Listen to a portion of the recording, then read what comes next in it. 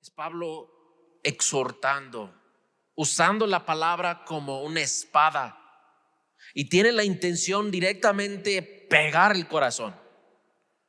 ¿Por qué? Porque él ama a su nación, y hoy va a hablar directamente a sus compatriotas, los judíos, pero a nosotros nos habla también, porque en cada uno de nosotros existe la tendencia de confiar en nuestra religión, en confiar en nuestra herencia, la historia que hemos recibido de los buenos maestros, las instrucciones, las doctrinas, las enseñanzas. También podemos confiarnos en las ceremonias. Yo he sido bautizado, yo me bauticé, tal pastor me bautizó, o yo cada mes participo en la Santa Cena. Podemos confiarnos en ciertas cosas, pero como Pablo ama a sus compatriotas, quiere penetrar con el corazón, que no se confían en las cosas equivocadas. Y yo creo tanto los judíos en el primer siglo a quien Pablo estaba escribiendo, como los creyentes de este siglo, esto aplica a que no estemos confiando en las cosas equivocadas, en nuestras obras, en nuestra membresía, sino confiar en Dios. Así que vamos a orar, pedir que Dios haga su voluntad, que su palabra penetre a nuestros corazones y empezar a estudiar Romanos 2. Padre Santo, venimos delante de ti, Señor, poniendo nuestros corazones en tu mesa, Señor, para que tú los examines, Señor, para que tú nos muestres. Tú cortas todo lo que no te agrada, Señor. Tú nos muestras, Padre, las cosas que tenemos escondidos en nuestro corazón, tal vez hasta engañándonos a nosotros mismos, Dios, confiando en lo que hacemos en vez de confiar en lo que tú ya hiciste.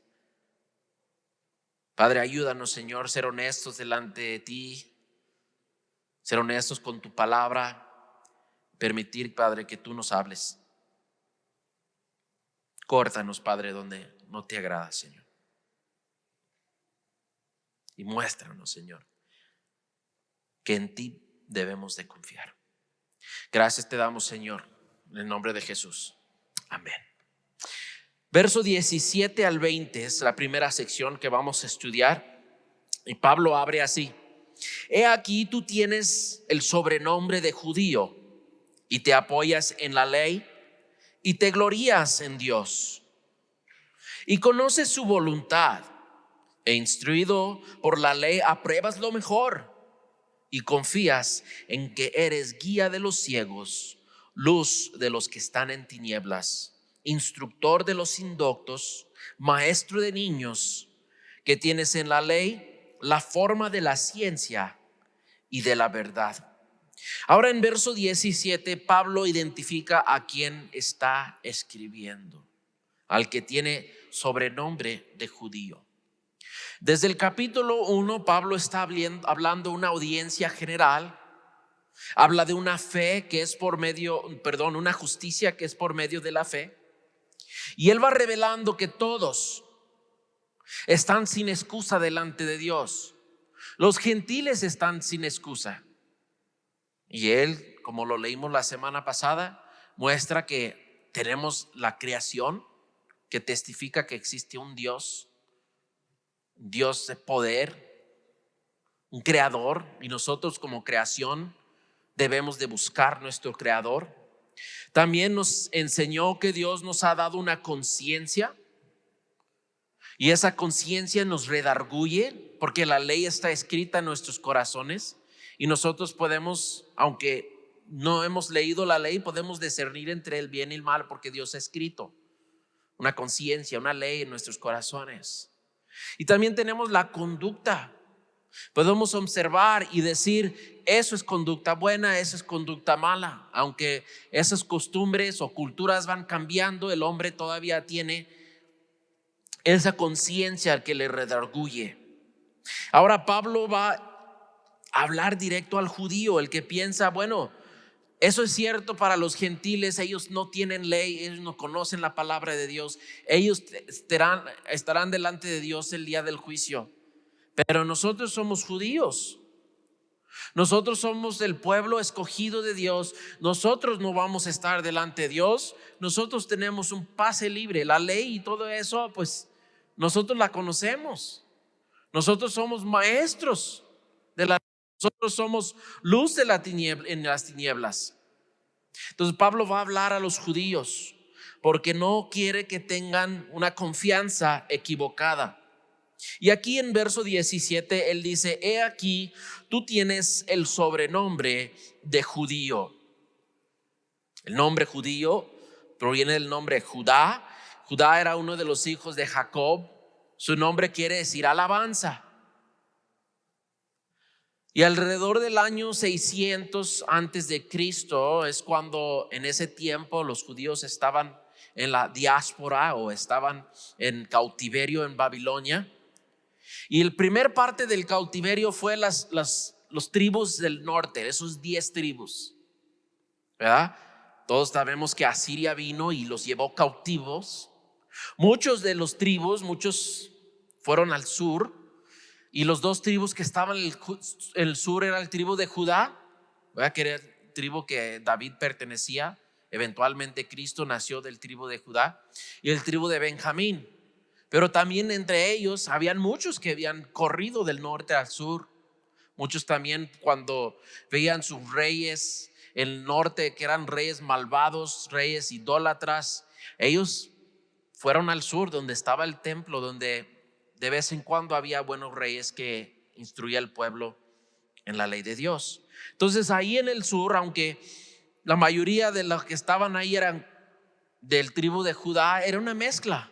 Entonces cuando los llevó cautiverio Babilonia, la mayoría eran de Judá, y es cuando empezaron a identificarlos como los judíos. ¿Por qué? Porque eran de Judea.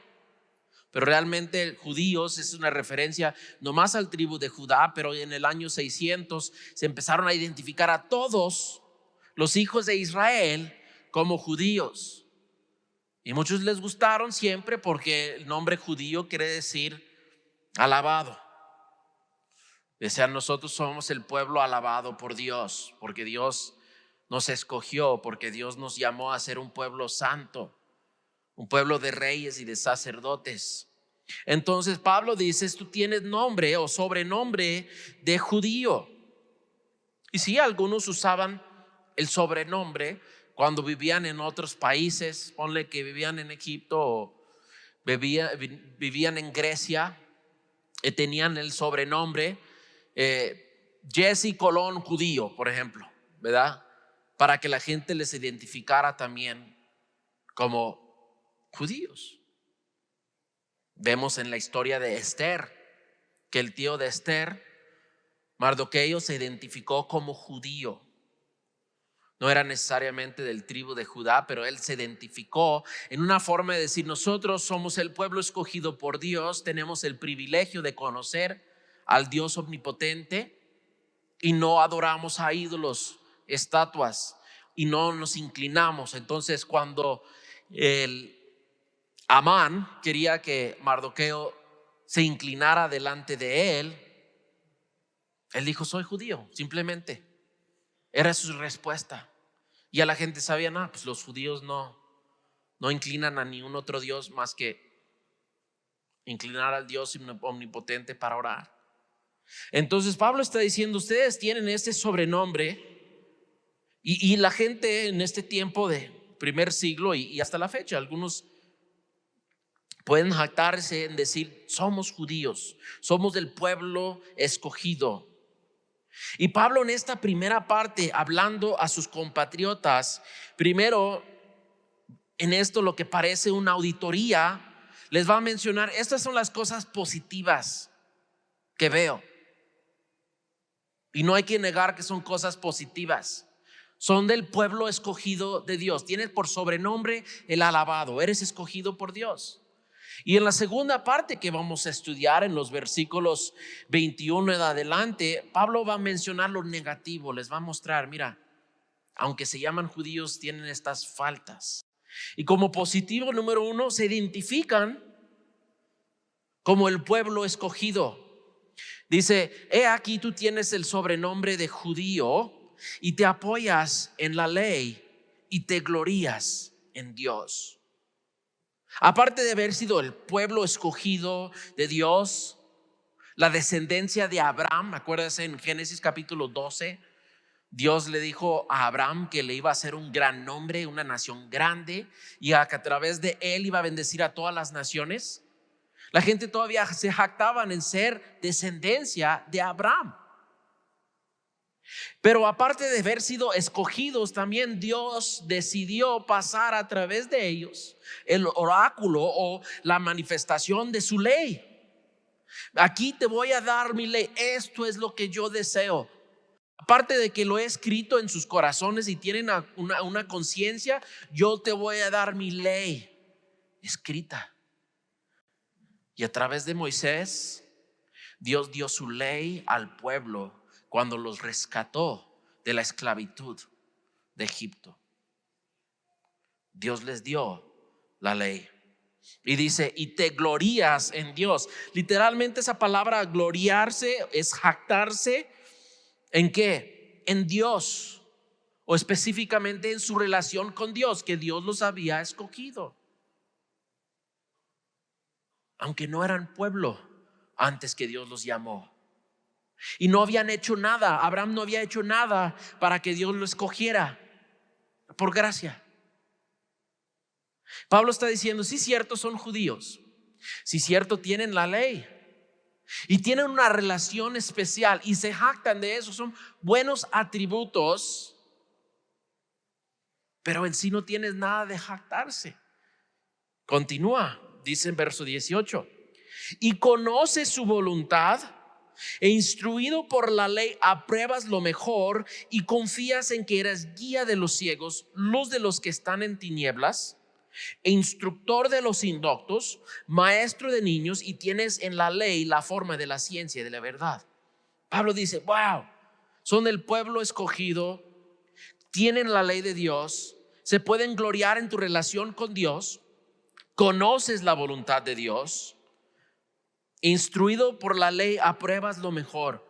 Pablo aquí está diciendo: aparte de que han sido escogidos, ustedes conocen la voluntad de Dios. ¿Cómo conocen la voluntad de Dios?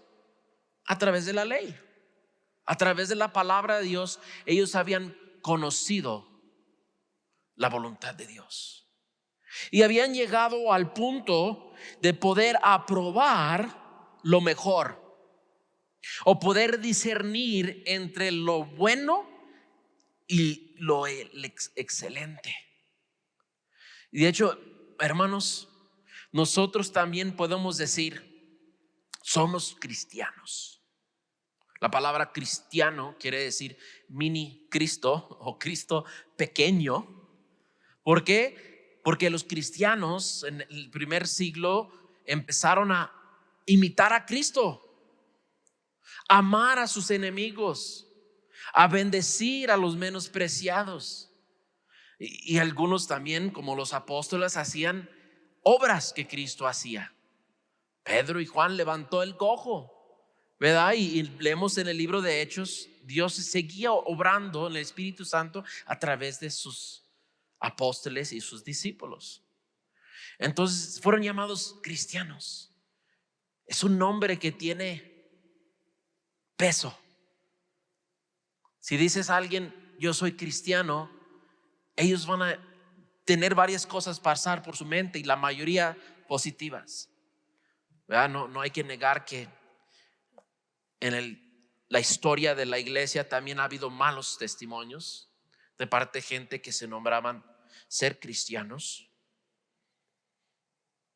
Podemos decir: tenemos la palabra de Dios. Mira, aquí tenemos 66 libros, tenemos la palabra de Dios.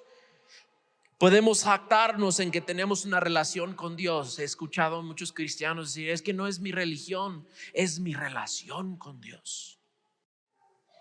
Todas son cosas positivas. ¿verdad? Conoces su voluntad. Cristianos podemos decir: he conocido la voluntad de Dios para mi vida. Yo puedo aprobar lo que es mejor. Puedo discernir entre lo que es malo, lo que es bueno y lo que es excelente. Y son cosas buenas y positivas. De hecho, yo diría, aquí como cristianos debemos de decir: mira, para fundamentar para hacer mi fundamento fuerte, yo voy a conocer la voluntad de Dios. Quiero ser instruido en la palabra para poder aprobar lo que es mejor, lo que es excelente delante de los ojos de Dios.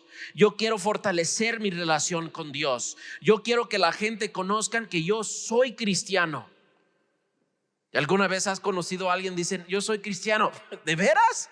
No sabía. Quiere decir que tu vida no estaba mostrando que imitabas a Cristo. Entonces, hasta aquí todo positivo. El que está haciendo auditoría aquí se identifica como cristiano, conoce la palabra de Dios, conoce la voluntad de Dios, puede tener discernimiento. Positivo, positivo, positivo. Todavía más positivo en verso 19. Confías en que eres guía de los ciegos, luz de los que están en tinieblas, instructor de los indoctos, maestro de niños, y que tienes en la ley la forma de la ciencia y la verdad. Pablo está diciendo: aparte de que conoces la voluntad de Dios y puedes discernir, aparte de eso ayudas a los demás. Y les dice tres cosas: eres guía, eres luz, instructor, 4 cosas, y maestro.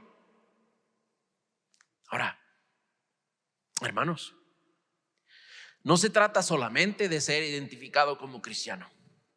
No se trata solamente de tu relación personal con Dios y que puedes conocer la voluntad de Dios para tu vida y puedes discernir entre el bueno y el mal. Dios también nos llama a hacer ¿qué? A ser discípulos. Eso es ser guía a los ciegos. Eso es ser una luz en las tinieblas. Ese es ser instructor a los que no conocen la palabra, maestro a los que empiezan apenas a caminar. Entonces Pablo está mencionando cosas buenas, cosas, hermanos, que debemos de buscar desarrollar en nuestra vida. Y aquí que Pablo va dando palomitas positivas aquí, yo les quiero exhortar: examínate, ver si tienes estas cosas positivas. Son cosas que debes de buscar desarrollar en tu vida, que aparte de conocer la voluntad, ayudas a otros a conocer la voluntad de Dios. Aparte de que puedes tener discernimiento entre el bien y el mal, ayudas a otros a tener discernimiento. Puedes ser guía de los ciegos. Puedes ser un instructor de los indoctos, maestro para los niños. Puedes ser luz en las tinieblas. Son cosas que debemos de buscar desarrollar en nuestras vidas. Y debemos de buscar esas cosas con anhelo, con deseo de agradar a Dios. Porque si hacemos esas cosas para sentirnos bien, para sacar el pecho: yo soy cristiano, yo doy clases de discipulado en la iglesia, yo toco en el grupo de alabanza, yo soy ujier, yo ayudo esto, yo ayudo en lo otro, y aquí hice aquello. Entonces eso puede ser algo en que confiamos equivocadamente. Podemos confiar en nuestras obras. Y eso es lo que Pablo está llegando a hacer. Estas cosas que él menciona no son cosas malas, son cosas buenas que los judíos habían desarrollado en sus vidas. Y era muy común. Desde que muy chiquito, a los 2-3 años, los niños ya memorizaban el Shema. Oye Israel, Jehová tu Dios uno es. Y memorizaban esa parte. Ya a los 5-6 años de edad empezaban a memorizar salmos. Salmos 103 al 118 eran, por ley, tenían que memorizarlo de los 5-6 años de edad y completo. Mi esposa se pone bien contenta cuando los niños memorizan Juan 3:16 o Juan 14:6, versículos nada más. Los judíos requerían que los niños memorizaban salmos completos. Y ya para la edad donde se consideraban adultos, una jovencita se consideraba ya adulta a los 12 años y tenían su bat mitzvah, las mujeres. Los varones a los 13 años ya se consideraban adultos, responsables para sus propias decisiones delante de Dios. Y los hombres tenían el bar mitzvah. Bar quiere decir hijo de, mitzvah es mandamiento. Entonces a los 13 años ya eres hijo del mandamiento, ya eres responsable delante de Dios a los 13 años de edad por guardar la ley.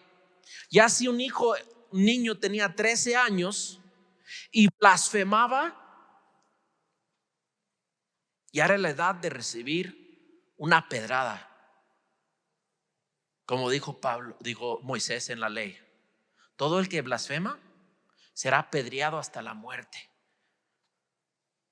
Si no honras a tus padres, a tus madres, también una pedrada.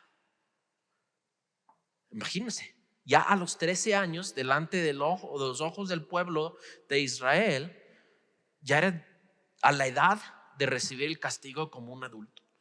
¿Pero por qué? Porque desde chiquitos estaban siendo instruidos en la ley. Desde chiquitos ya tenían que saber y conocer la ley de Dios. Uno de 14 años no puede decir, es que no sabía que no podía blasfemar. No, ya lo sabías, porque desde los 2 años estaba siendo instruido en la ley de Dios. Muchos cristianos ni siquiera pueden nombrar los 10 mandamientos. Y no quiero avergonzarlos en pedir a ver quién los puede nombrar y en orden correcto. Tal vez 1, 2 aquí lo podría hacer.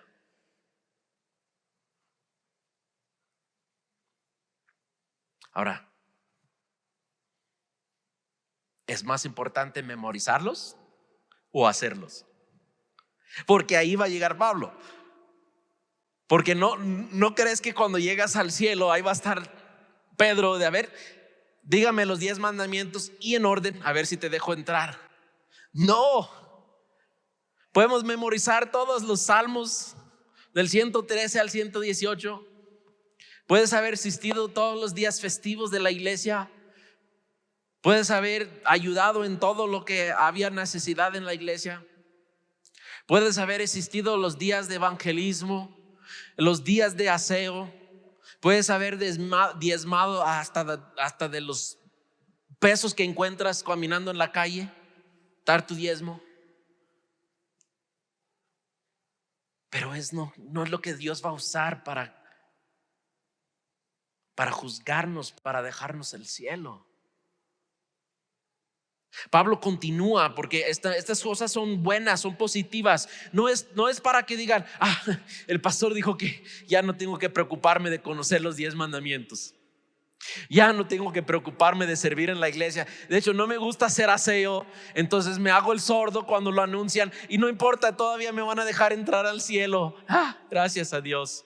Por un momento estaba sudando porque el pastor estaba hablando de las leyes y esto, y pensé que me iban a pedrar porque el otro día dejé que el blasfemia saliera mi nombre. Cuando me machuqué mi dedo dije, ay Cristo, ay, me van a pedrar. No, pero debes de buscar que tu vida sea un olor fragante delante de Dios, que tu vida sea algo que fluye en obediencia a Dios, porque estás tan agradecido con Dios, porque te ha mostrado gracia. Porque Dios te ha mostrado gracia. Debes de buscar conocer su ley, buscar conocer su palabra, memorizarla, ponerla en práctica, que fluye de agradecimiento y no de obligación o no de vanagloria. Los que se jactan en sus obras. Eso es lo que aquí Pablo va a hablar directo al religioso. Y no solamente el religioso, pero el religioso hipócrita. Verso 21. Tú pues que enseñas a otro, ¿no te enseñas a ti mismo? Y de esto se trata. Pablo va a hacer una serie de preguntas diseñadas para que el hipócrita se examinara a sí mismo. Va a ser cosas negativas que él va a mencionar se tratan de desobediencia y el propósito es para derrumbar la autoconfianza que puede tener una hipócrita religiosa. Y dice aquí: tú pues que enseñas a otro, ¿no te enseñas a ti mismo? Tú que predicas que no se ha de hurtar, ¿hurtas? Tú que dices que no se ha de adulterar, ¿adulteras? Tú que abominas a los ídolos, ¿cometes sacrilegio? Tú que te jactas de la ley, con infracción de la ley deshonras a Dios, porque como está escrito, el nombre de Dios es blasfemado entre los gentiles por causa de vosotros. Tú que enseñas a otro, no te enseñas a ti mismo. Pablo dice: ¿qué te sirve aprender la ley, memorizarla? De hecho, ¿qué te sirve enseñar a otros si tú no lo aplicas a tu propia vida? Y hace una serie de preguntas. Tú que predicas que no se ha de hurtar, ¿hurtas?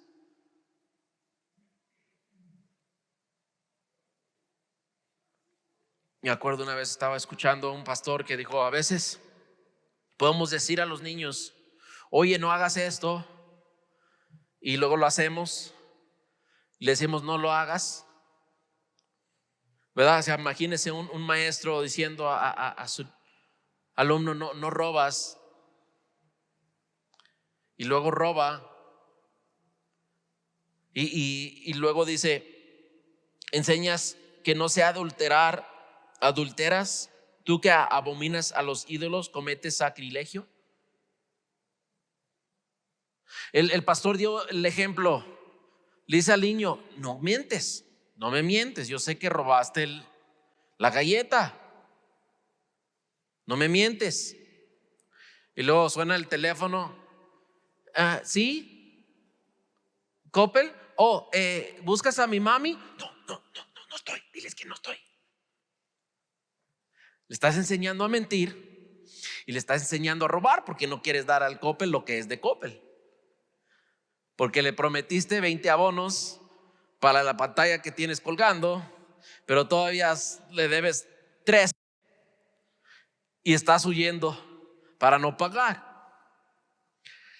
Entonces le dices, no mientes, no robes, pero al mismo tiempo le enseñas, mira, hay veces donde te voy a pedir que robes y que mientes. Pablo está diciendo, tu vida debe tener congruencia con lo que sale de tu boca y lo que muestras con tu vida. Y Pablo está diciendo, oye, hipócrita, si vas a apoyar en tus obras, sea sincero, tus obras en sí no son buenas, son imperfectas. Porque aunque tratas de no adulterar, tus ojos te engañan.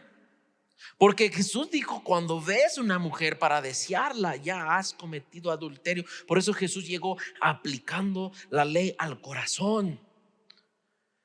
Y la palabra discierne entre los pensamientos y las intenciones. Ya cuando el pensamiento está ahí, la intención está en el corazón, tal vez no ha llegado la oportunidad, pero en los ojos de Dios ya está ahí la intención, ya está ahí el pecado.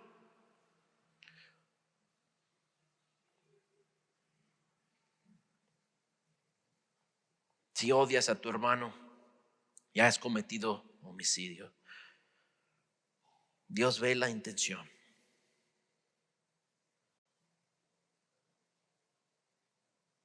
Pablo quiere que los hermanos, los judíos, se examinen y sean honestos. Pablo dice todo esto porque los ama, porque él un mismo tiempo tenía confianza en su carne. Vamos a mencionar eso más adelante, pero vamos a ver dónde llega el siguiente pasaje. Dice en verso 25, pues en verdad la circuncisión aprovecha si guardas la ley. Pero si eres transgresor de la ley, tu circuncisión viene a ser incircuncisión. Si pues el incircunciso guarde las ordenanzas de la ley, ¿no será tenida su incircuncisión como circuncisión? Y el que físicamente es incircunciso, pero guarda perfectamente la ley, te condenará a ti, que con la letra de la ley y con la circuncisión eres transgresor de la ley.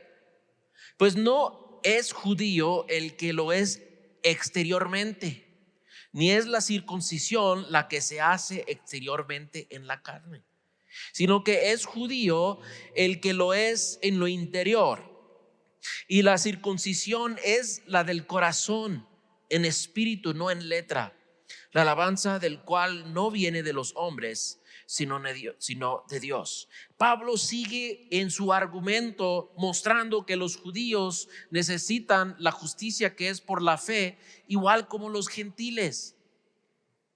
Oye, judío, no importa si tu herencia es judía, no importa si tu sangre es judía, no importa tu descendencia, no importa sus obras, porque tus obras, cuando las examinamos, no son obras limpias ni perfectas.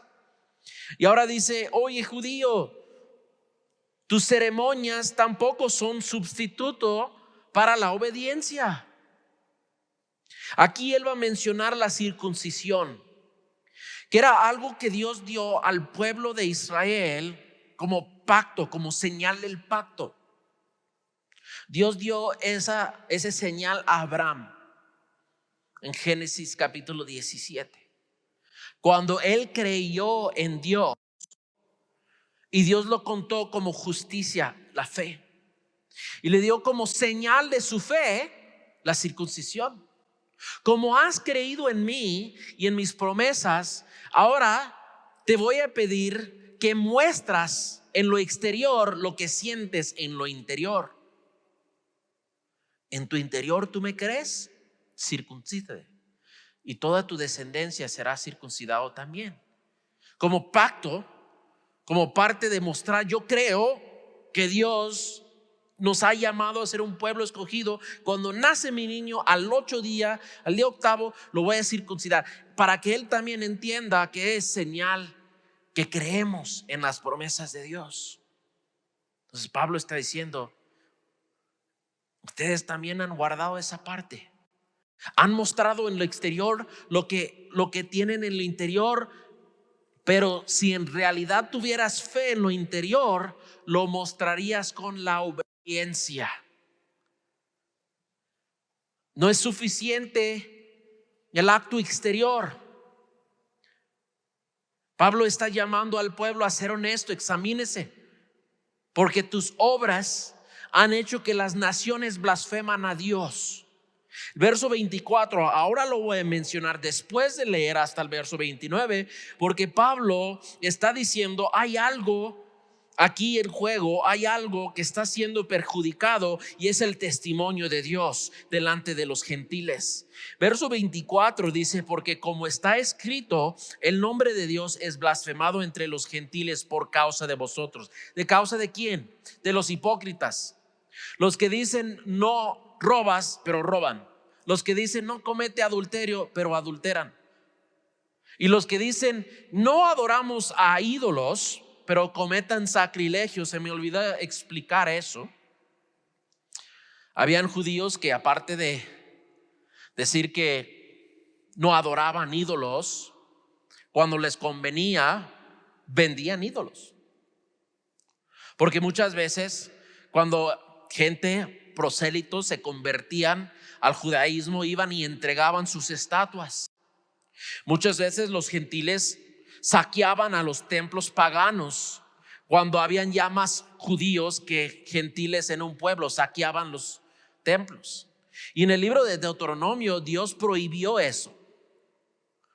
Prohibió no saquear los ídolos, sino hacer ganancia de los ídolos. Porque en vez de quemarlos como Dios los mandó y destruirlos completamente, decían: oh, pues esta estatua pues está bien hecha, es artesanía, es de plata o es de oro o es de una madera muy, muy fina, y la vendían. Y eso delante de Dios es sacrilegio. ¿Qué es lo que hizo Moisés con el becerro de oro? Lo destruyó convirtió ese oro, lo golpeó, lo deshizo hasta que se convirtiera en polvo y le echó en el agua y mandó a que el pueblo lo tomara. Lo deshizo tal. ¿Y qué pasó? ¿Dónde terminó el oro? Si la gente lo toma, sale en la letrina, ¿verdad? Es lo que debe de uno hacer con un ídolo. Es lo que debe hacer con estatua. No decir, esto todavía es redimible, lo puedo vender por algo. No. Dios dice, cuidado, guárdate de la tentación de hacer ganancia en la idolatría. Entonces ellos hacían esas cosas y los gentiles decían, qué hipócritas. Qué hipócritas. Dicen que no adoran ídolos, pero los venden. Dice no cometer adulterio, pero sabemos lo que hacen detrás de las puertas. Ya ve escándalos de los rabinos, como hoy en día hay escándalos de los pastores, de los sacerdotes, de hombres llamados a ser hombres de Dios. Siempre va a haber escándalos, porque siempre hay cizaña entre el trigo. El enemigo siempre tiene sus imitadores en medio del pueblo. Y el diablo también tiene sus tentadores delante del pueblo. Y hombres temerosos de Dios, cuando bajen su guardia y no se visten la armadura de Dios, han caído en tentación también. Entonces Pablo dice, están perjudicando el testimonio de Dios. Los gentiles blasfeman en nombre de Dios por causa de vosotros. Porque los gentiles, es muy común que alguien piensa, la gente se parecen a su Dios. Entonces, si la gente es hipócrita, su Dios también es hipócrita. Sus leyes son aplicables cuando le conviene. Y si es un Dios santo y justo y su pueblo es un pueblo malvado, injusto, hipócrita, ¿qué van a pensar los demás? Por eso Pablo lo está exhortando. Por eso Pablo está demostrando, mira, no es suficiente de que te llamas judío y que memorices la ley y que haces estas buenas obras o estas ceremonias, porque no es lo que Dios está buscando en lo exterior. Dios mira el corazón y por eso Él está exhortándolos. Pablo en Filipenses capítulo 3 dice algo. Él muestra que su corazón también se jactaba en estas obras, en su herencia, en sus obras, en sus ceremonias. Vea conmigo a Filipenses capítulo 3.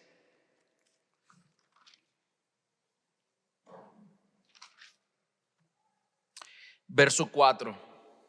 Pablo dice, aunque yo tengo también de qué confiar en la carne, si alguno piensa que tiene de qué confiar en la carne, yo más, circuncidado al 8º día, del linaje de Israel, de la tribu de Benjamín, hebreo de hebreos, en cuanto a la ley, fariseo, en cuanto al celo, perseguidor de la iglesia, en cuanto a la justicia que es en la ley, irreprensible. Pero cuántas cosas eran para mí ganancia, las he estimado como pérdida por amor de Cristo. Y ciertamente aún estimo todas las cosas como pérdida por la excelencia del conocimiento de Cristo Jesús mi Señor, por amor del cual lo he perdido todo y lo tengo todo y lo tengo por basura para ganar a Cristo y ser hallado en Él, no teniendo mi propia justicia que es por la ley, sino la que es por la fe de Cristo, la justicia que es de Dios por la fe. Pablo está diciendo, no confíen en tu carne. Yo lo hacía antes y yo sentía que tenía mucho en qué confiar, y él nos da la lista, pero dice, he reconocido que esas cosas son basura. Delante de Dios no nos da la justicia. La justicia que yo pensaba que era por así, no, era basura. Pero hay algo más excelente y es Cristo. Él entregó su vida por nosotros, conócenlo. Porque hay justicia que Dios nos ha revelado y es a través de la fe en Jesucristo. Y Él está enseñando a los hermanos, conócenlo. los hermanos judíos, ¿verdad? Que no eran hermanos en Cristo todavía, pero les exhorta. Y aquí Pablo está mostrando el amor duro, el amor fuerte, el amor que habla la verdad aunque duele. Porque él lo que quiere llegar es al Romanos 3:21, donde él habla de la fe, que la justicia que es por la fe. No lo voy a leer porque es muy similar a lo que acabamos de leer en Filipenses y lo vamos a estudiar más adelante. Pero es la justicia que Dios nos da a través de la fe. Ahora, Pablo no está diciendo deje de leer, deje de estudiar, deje de memorizar, deje de hacer buenas obras. No, él está hablando de la perspectiva. La perspectiva de que tú confías en ti mismo, te confías en tus obras, en tu posición, en tu herencia, en tus ceremonias. De hecho, aquí hablando de esta ceremonia de la circuncisión, podemos compararlo con el bautismo o la Santa Cena. Si el circuncisión era un hecho exterior de una fe interior, ¿qué es el bautismo? Es lo mismo. El judío decía: yo creo en las promesas de Dios y yo voy a circuncidar y a mis descendientes los voy a circuncidar porque yo creo. Quiero manifestar en lo exterior mi fe que tengo en lo interior. Y eso es lo que hicimos ayer. En los bautismos era una manifestación, una expresión exteriormente de un sentimiento interior. Yo creo en Jesús y me voy a bautizar. Pero igual podemos decir como Pablo: si te has bautizado pero no obedeces a Dios, ¿de qué te sirve tu bautismo? Si tomas la Santa Cena, ¿de qué te sirve el pan y el vino si no caminas en comunión con Dios? Igual a veces como cristianos tenemos que recibir estos mensajes duros, exhortaciones, para que examinemos nuestra vida, porque muchas veces podemos sentir confiados. Yo soy cristiano, he sido cristiano por 12 años, cada mes tomo la Santa Cena, yo me bauticé, yo sirvo a Dios, yo soy maestro de los ciegos, yo soy instructor de los indoctos, yo soy luz en las tinieblas, yo soy maestro de los niños. Y podemos sentir que estamos haciendo cosas buenas, pero Dios quiere examinar tus pensamientos y tus intenciones. Oye, cuando no estás enseñando a los niños, ¿qué más haces con esa tableta que usas para estudiar? ¿Qué más haces con esos ojos que usas para leer? ¿Qué más usas tu lengua? La misma lengua que uses para bendecir y alabar a Dios, ¿lo usas para maldecir o para chismear? Para maldecir. Dios quiere que seamos honestos, que examinemos nuestra vida, que haya congruencia en nuestra vida, nuestro caminar y nuestra doctrina. Porque Pablo está poniendo el dedo en eso, lo que duele a cada hipócrita, que hay una gran diferencia, una fuerte contraste entre la teología y la práctica, la doctrina y la vida. Porque de nada nos sirve tener teología correcta si nuestra práctica no va congruente con lo que esa teología nos enseña. De nada nos sirve tener doctrina sana si nuestra vida es una vida de caprichos, de pecado, de deseos de los ojos, de la vanagloria, del orgullo. Pablo aquí está exhortando a los hermanos, los judíos, para que lleguen a un arrepentimiento. Y eso es lo que yo creo que él está hablando aquí cuando él dice en verso 28: pues no es judío el que lo es exteriormente, Ni es la circuncisión la que se hace exteriormente en la carne, sino que es judío el que lo es en lo interior. Y la circuncisión es la del corazón, en espíritu, no en letra. Eso es cuando el espíritu nos redarguye. Esto es lo que yo deseo cortar de tu vida, ¿verdad? Él está haciendo aquí un contraste de la circuncisión. Ustedes saben lo que es la circuncisión, pero Dios quiere que del corazón cortamos todo lo que no agrada a Dios. O sea, físicamente, exteriormente, de eso, aunque Dios lo pidió en un tiempo de parte del pacto antiguo, ahora Dios quiere que seamos honestos, porque la circuncisión es del corazón, corta la carne que no agrada a Dios. Córtalo. Y es algo que el Espíritu nos muestra, pero es algo que lo hacemos en el corazón. O sea, tenemos que exponer el corazón y decir: Dios, corta lo que no te agrada, muéstramelo. Y Dios nos los va a mostrar. Dios va a decir: esto no me agrada. Dios es caballero,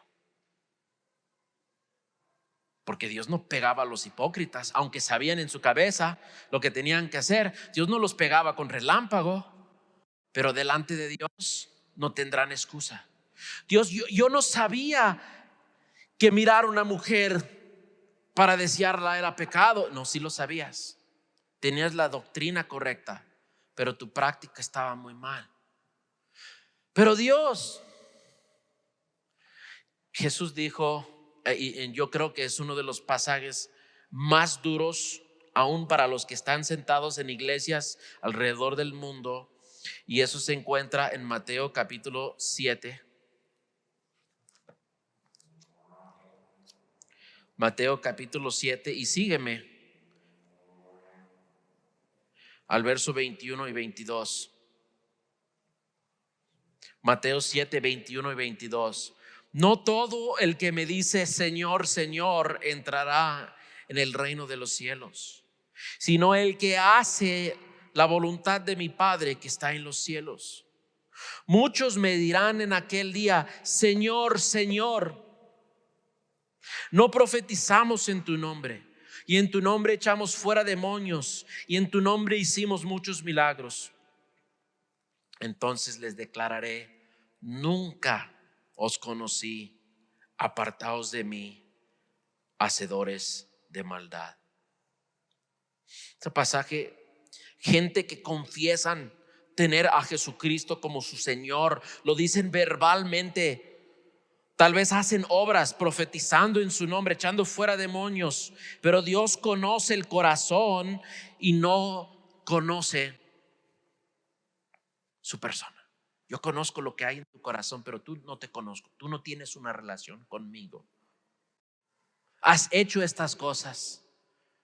Te has afiliado con la iglesia, te has nombrado cristiano, has asistido, has hecho estas obras, has librado a los demonios, has hecho esto y todo esto, pero no te conocí, porque eres hacedor de maldad.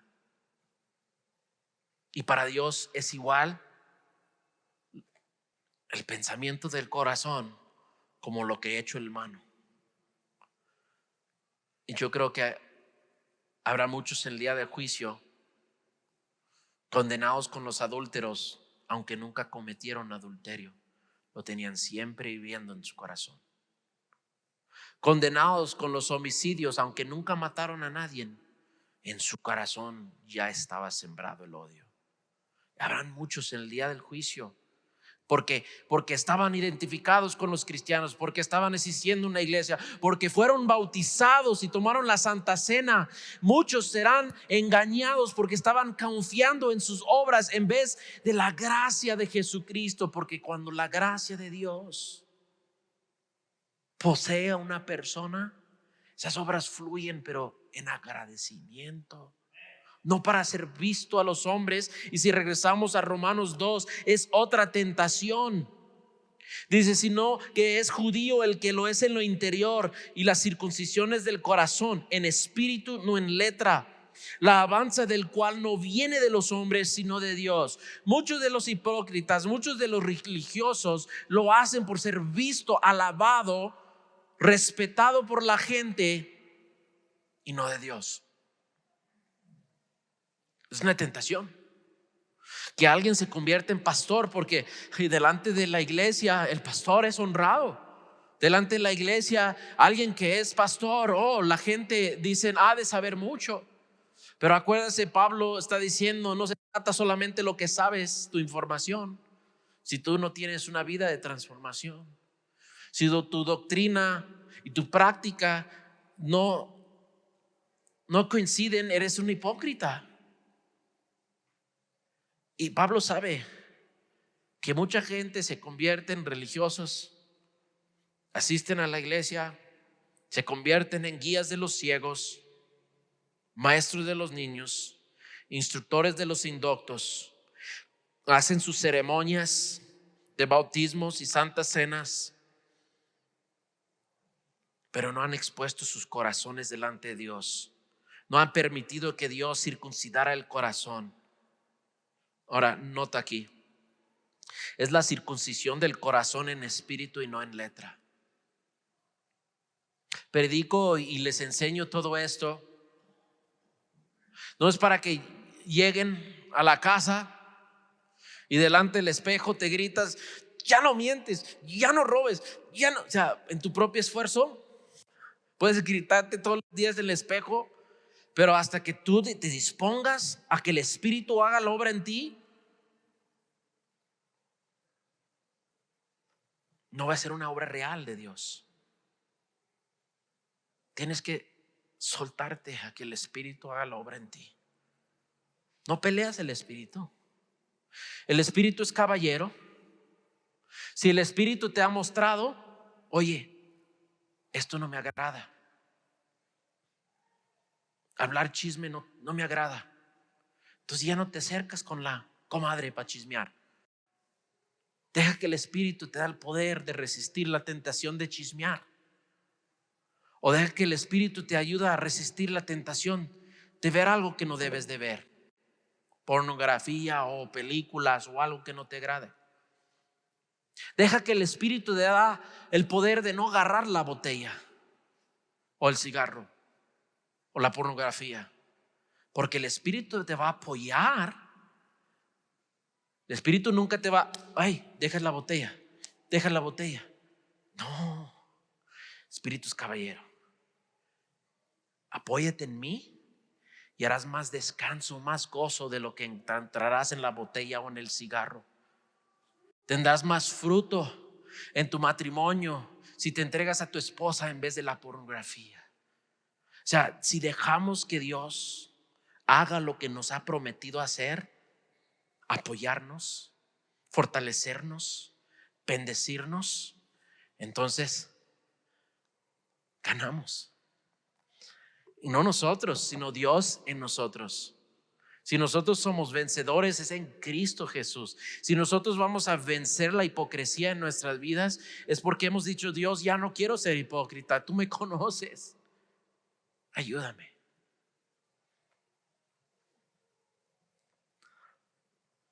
Yo creo que uno de los frutos del Espíritu más ignorados es el fruto de dominio propio. Es lo que Dios desea desarrollar en nosotros, para que no seamos personas enseñando no hurtar y luego hurtar, para que no seamos personas decir el malo adulterar, más adulteramos en el corazón. Dios desea hacer esta obra. Dios hará la obra, porque el que comenzó la obra en ti será fiel para terminarla. Amén. Vamos a orar. Señor Dios, te doy gracias por pasajes como estos, Señor, donde tu palabra penetra y corta. Gracias, Señor, por el apóstol Pablo, porque él amó a los judíos, les habló la verdad. Padre, yo te doy gracias porque tu amor para con nosotros nos ha exhortado en esta tarde. Son pasajes, Padre, que yo como pastor quisiera evitar, pero tú nos has enseñado a leer tu Biblia verso por verso, capítulo por capítulo. Y no puedo negar, Señor, cuando llegamos pasajes como estos, que también tengo que caerme sobre la espada, y tengo que permitir que tu palabra penetre, Padre. Y pido, Dios, que tú vayas cortando en cada uno de nosotros, incluyendo a mí mismo también, Dios. Corta lo que no te agrade. Muéstranos, Señor, que nuestra doctrina y nuestra práctica deben de coincidir. Tú nos has dado la ley, tú nos has dado una conciencia, y más que eso nos has dado tu Espíritu Santo para fortalecernos. Porque, Padre, no queremos dar motivo a los no creyentes a decir: es una iglesia de hipócritas, los creyentes son hipócritas, ¿de qué les sirve su religión? Si, Padre, tú dijiste a tus discípulos que el Espíritu Santo les iba a dar poder para ser testigos, eso es para ser testigos positivos, testigos que iban a mostrar cómo es obedecer la palabra de Dios, cómo es vivir una vida en pos de Cristo. Y, Padre, queremos ser esos testigos. Obra en nosotros, Dios. Que tu Espíritu cae sobre nosotros aún en este momento, Dios, y nos va circuncidando del corazón, porque es una obra de tu Espíritu y no de hombre. Haz tu obra, Padre. Te necesitamos tanto. Nos exponemos, Señor, a que tu espada sigue cortándonos. Que no salimos de aquí olvidando, Señor, lo que hemos aprendido, sino que vamos de aquí aplicando lo que hemos aprendido cada día en nuestras vidas, Señor. De no solamente ser oidores, sino que seamos hacedores de tu palabra. Gracias, Señor, te damos en el nombre de Jesús.